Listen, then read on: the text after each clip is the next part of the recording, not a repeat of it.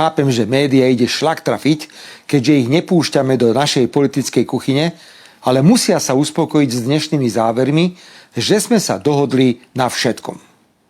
A toto už vôbec nezapadá do atmosféry po sobotných prezidentských voľbách. Viete, keby spomínaná atmosféra nebola nebezpečná pre celú spoločnosť, bola by na smiech. Voliči progresívneho Slovenska si po prehratej prezidentskej sobote dávali Lexaurín a objímali sa so svojimi psíkmi a mačičkami, aby prekonali hrôzu demokratického víťazstva kandidáta vládnej koalície Petra Pellegriniho.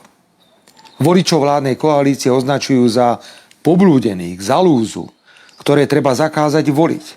Vraj sa hanbia za susedov, ktorých označujú za rurálno-rustikálnych.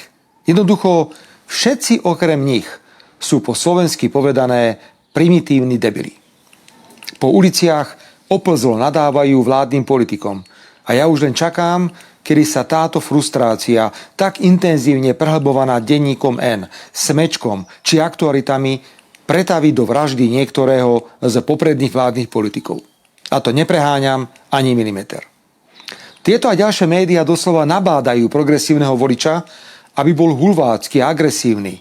Osoby z verejného života podporujúce Petra Pellegriniho, ako napríklad pána Vega či Rytmusa, verejne popravujú na výstrahu.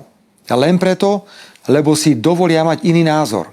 Len preto, aby sa po prehre v parlamentných a prezidentských voľbách pre Boha neobjavila tretia prehra, aby každý s vlastným názorom vedel, čo ho čaká, ak nebude voliť, ako si želá Čaputová, Šimečka, Ódor či Korčok. A to pred prezidentskými voľbami robili z nich referendum o našej vláde a o Ficovi. Referendum ako najvyššiu formu priamej demokracie. A keď prehrali, už to nebolo referendum, ale tvrdenie, že prezidentský palác sme prepadli mačetami a Čaputovej ukradli korunku z jej vlastnej hlavy.